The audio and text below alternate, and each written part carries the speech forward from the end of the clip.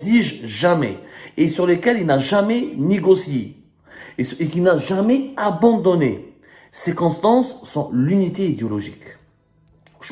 Pour eux, Khanza, qu'il soit criminel de guerre ou pas, qu'il soit corrompu ou pas, parce qu'il s'est enrichi, parce qu'il a laissé ses enfants faire des entreprises, comme beaucoup d'autres, comme les enfants de Gaïs Salah, comme la majorité des enfants, il a les familles, il a des généraux qui sont emprisonnés.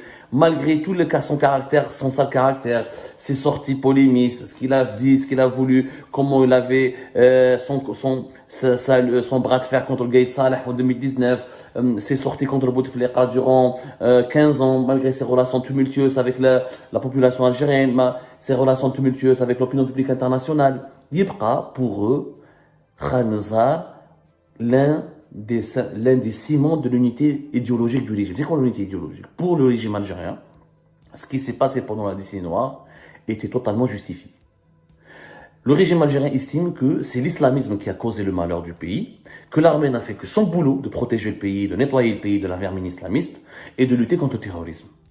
Et que Khanza, de ce point de vue, est un héros, et que tous les militaires de l'époque sont des héros. D'ailleurs, tous les généraux que vous avez vus aujourd'hui à la cérémonie d'enterrement, Ben Ali, le général de corps d'armée Ben Ali, le Saïd Chengriha et les autres, ont fait la décennie noire, ont été sous le drapeau, là, ont porté l'uniforme pendant la décennie noire, et beaucoup d'entre eux, sous la direction, sous l'égide, sous le commandement de Khanza. Khanza a été le patron et le commandant de plusieurs, y compris le Saïd Chengriha, l'actuel patron de l'armée. Pour eux, la décennie noire, il n'y a pas de remise en cause. C'était un combat contre l'islamisme, le pays était en danger, le régime a bien fait d'interrompre le processus électoral, il y avait des morts, les morts ont été causées davantage par les islamistes que par l'armée. Le récit du régime est tel quel. Le pays a lutté contre l'islamisme radical et l'Algérie est l'un des pays pionniers avant le 11 septembre aux États-Unis, avant Daesh, avant Al-Qaïda, avant tout ce que avant la guerre en Libye, l'Algérie a été pour eux le pays pionnier qui a lutté contre le terrorisme et qui a été le laboratoire à ciel ouvert de la lutte contre le terrorisme. Ils ne transigent pas là-dessus. Le régime algérien a une unité idéologique. Les mecs ne se relâchent pas. Qu'il y a des points, c'est ça la force du régime algérien, c'est que la population, l'opposition notamment, et même les intellectuels n'arrivent pas à comprendre ce régime. C'est un régime hermétique. Très compliqué. Mais vraiment très compliqué, hermétique. Et les gens ont du mal à le comprendre. Ont vraiment du mal à le comprendre. Pourquoi ils ont du mal à le comprendre? Parce qu'ils ne connaissent pas ces constances.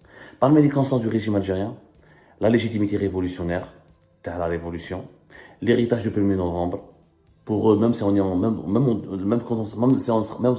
sera dans le monde de 2050, il faut voir le monde avec les années de l'indépendance, avec la guerre de l'indépendance. Ils regarderont toujours le monde avec les yeux et avec l'héritage de la guerre de l'indépendance. L'antimarocanisme, c'est une constance du régime algérien actuel. Pour eux, le Maroc, c'est un ennemi, il sera un ennemi. Alors pour certains, c'est un ennemi qu'il faut combattre avec agressivité. Pour d'autres, c'est un ennemi qu'il faudra gérer et avec lequel il faut surveiller. Mais pour le régime actuel, là, par exemple, c'est un ennemi absolu contre lequel il faut lutter avec beaucoup d'agressivité.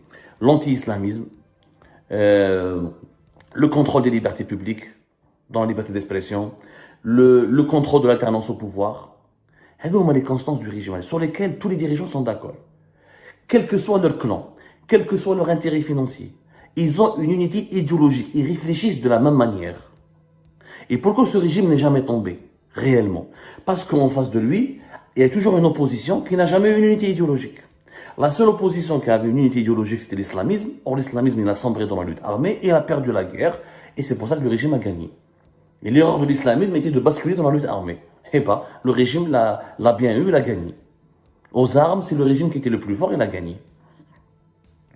Mais aucune opposition en Algérie n'a une unité idéologique. Le peuple algérien lui-même a une unité idéologique. Le Hirak, il n'y avait pas d'unité idéologique. C'est pour ça que le régime a gagné, a dominé le Hirak. Parce que le Hirak n'avait pas une unité idéologique. واحد يقول لك ديروا لنا fédéralisme, واحد يقول لك assemblée constituante, واحد يقول لك دير لنا كريم طابو بريزيدون, واحد يقول لك دير لنا بوشاشي, واحد يقول لك دير transition de 4 ans, واحد يقول لك transition de 3 ans. حتى واحد ما فاهم فيها, aucune unité. Alors que le régime a une unité simple, l'anti-islamisme, la légitimité révolutionnaire, le contrôle absolu des libertés publiques individuelles, la rente, le contrôle de la rente du pétrole et du gaz, l'anti-marocanisme, le contrôle de l'alternance au pouvoir, la surveillance de la société. C'est des visions, c'est une vision idéologique que le régime algérien a construite. Le régime, il est uni. Mais quand il s'agit de constance du régime, il fait un mot. Non, touche pas Khaled Nazar. Pour nous, c'est un héros. Il fait partie de celles qui nous ont permis de gagner la guerre contre l'islamisme. L'islamisme, pour eux, la décennie noire, le régime aurait pu s'effondrer. Il ne s'est pas effondré, il a gagné. Il faut célébrer leur héros. Le régime a célébré son héros aujourd'hui. Et non pas célébrer Abdelaziz Bouteflika, parce qu'Abdelaziz Bouteflika n'est pas un héros pour eux.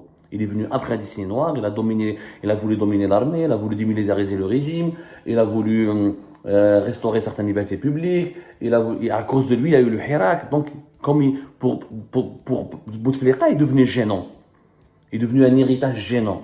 Parce qu'il a trop duré, à cause de lui, il y avait les oligarques, à cause de lui, il y avait le peuple s'est révolté, à cause de lui, la situation est devenue incontrôlable, et il n'était pas trop répressif, il n'était pas trop dans la persécution. C'est pas le cas de Khaled Nazar. Vous voyez la différence? Les différences, ya jma. Vous devez comprendre qu'aujourd'hui, nous avons Khaled Nazar, comme on s'est dit, il a été inhumé à cimetière Tel Alia. Et on a vu tout le dispositif officiel, tous les hommages officiels, et la forte présence de tous les officiels de l'État et du régime. Contrairement à la mort de Abdelaziz Bouteflika, rappelez-vous, elle est passée pratiquement inaperçue, dans une petite cérémonie, mais franchement honteuse même pour un ancien président de la République. Vous rappelez-vous bien, donc Bouteflika était mort le 17 septembre 2021. Khaled Nazar, rien à voir. Tout le monde était là. Le général Toufiq, Saïd Chengriha, tous les hauts responsables de l'armée, Tebboune Bou'alam, son bras droit, son directeur de cabinet, le cerveau du clan présidentiel, qui ne s'entendait pas avec Khaled Nazar. Je fais mouler. Bou'alam ou Khaled Nazar de son vivant, il n'appréciait pas du tout Bou'alam. Et Bou'alam a la même chose.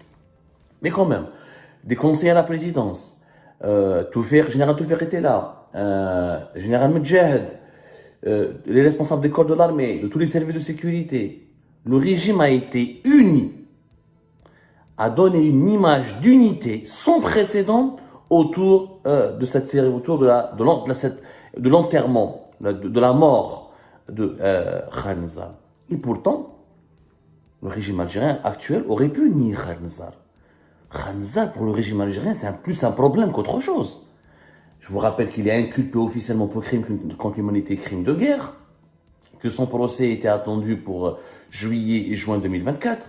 Depuis 2011, il fait l'objet de poursuites, d'une affaire d'un crime contre l'humanité au niveau de la justice suisse. La justice suisse le poursuit et enquête sur lui depuis 2011. Quand même, Khaled Nazar, c'est un homme qui aimait les polémiques. Il n'est pas forcément aimé par les Algériennes et les Algériens. On en a parlé tout à l'heure, il y a beaucoup d'Algériens et d'Algériens qui le détestent, à raison. Pour certains d'entre eux, on se comprend. C'est le symbole de la décennie noire. C'est l'artisan du coup d'État controversé de l'interruption du processus électoral. C'est un poids très lourd.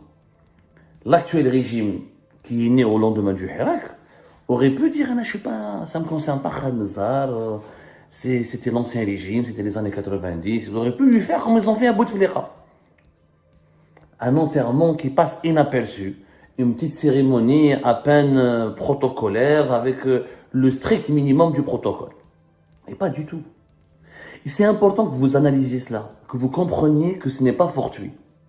En réalité, Ejma, le régime algérien aujourd'hui l'a démontré l'une de ses facettes les plus importantes. Le régime algérien, l'un de ses points forts, c'est l'unité idéologique. شوفوا les dirigeants algériens عندهم des clans. جماعة بوعلم ما يتفاهموش مع جماعة خالد نزار يتفاهموا مع جماعة سعيد شنقريحة، جماعة سعيد شنقريحة ما يتفاهموش مع كاع لي كونسي تاع تبون، جماعة لا دي جي اس ال ما يتفاهموش مع جماعة لا جوندارموري، جماعة لي سيرفيس ما يتفاهموش مع كاع جماعة لارمي. Mais au-delà de toutes les divisions, de toutes les divisions claniques, de toutes les divergences, de toutes les luttes pour l'enrichissement, pour la corruption, pour la conquête du pouvoir qui peut diviser au sein du régime algérien, il y a des piliers qui garantissent son maintien et qui garantissent sa survie. Et ces piliers, c'est des constances. Ce sont des constances sur lesquelles le régime algérien ne trompe